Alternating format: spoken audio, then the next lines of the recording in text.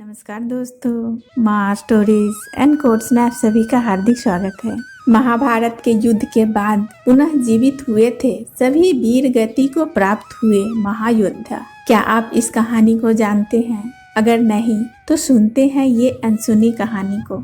महाभारत के युद्ध के दौरान बहुत सी घटना घटित हुई। बहुत से चरित्र भी इस ग्रंथ का हिस्सा है, लेकिन ये भी एक सच है कि इस ग्रंथ के विषय में हम जितना ज्यादा पढ़ते हैं उतना ही ये और नया रहस्य पैदा करता है। एक नई कहानी इनमें से जन्म लेती है।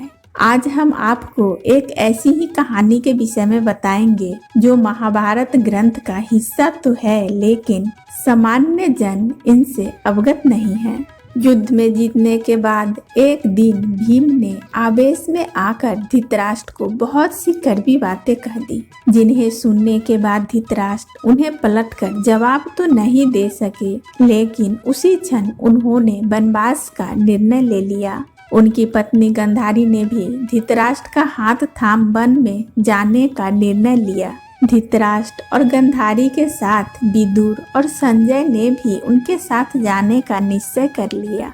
वन में प्रस्थान करने से पहले धृतराष्ट्र ने अपने सभी पुत्रों और युद्ध में मारे गए अन्य परिजनों के श्राद्ध के लिए युधिष्ठिर से धन मांगा, लेकिन भीम ने उन्हें धन देने से मना कर दिया। लेकिन युधिष्ठिर ने उन्हें पर्याप्त धन देकर श्राद्ध का आयोजन संपन्न करवाया। इसके बाद वे सभी वन जाने के लिए निकल गए। धृतराष्ट्र, गांधारी, संजय और विदुर को वन जाते हुए देख कुंती ने भी राजपाट छोड़कर उनके साथ जाने का मन बना लिया। पांडवों के आग्रह के बाद भी वह नहीं रुकी और वन चली गई। धृतराष्ट्र ने तपस्या करने का निर्णय लिया और वे दिन रात तप में लगे रहे। संजय और विदुर ने गांधारी और कुंती की सेवा करनी शुरू कर दी थी।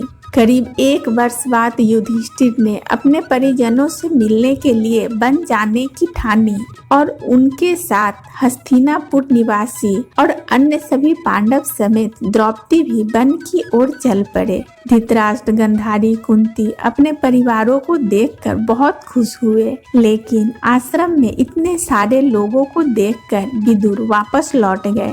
युधिष्ठिर उनसे मिलने गए, लेकिन रास्ते में ही विदुर के प्राण निकलकर युधिष्ठिर के शरीर में प्रविष्ट हो गए। अगले दिन वेद व्यास आश्रम में आए तो उन्हें विदुर के निधन का समाचार मिला। वेद व्यास ने बताया कि विदुर यमराज के अवतार थे और युधिष्ठिर में भी उन्हीं का अंश है, इसलिए विदुर की आत्मा युधिष्ठिर में समा गई। वेद व्यास भी सभी जनों से कहा कि मैं आज वह सभी को अपनी तपस्या का प्रमाण देंगे, इसलिए उन्हें जो वर चाहिए वह मांग ले। सभी ने एक मत होकर कहा कि एक दिन के लिए ही सही, लेकिन महाभारत के युद्ध में मारे गए सभी परिजनों को फिर से एक बार देख सके। रात होते ही महर्षि व्यास गंगा नदी के अंदर चले गए और युद्ध में मारे गए दोनों पक्षों के योद्धाओं का आवाहन किया।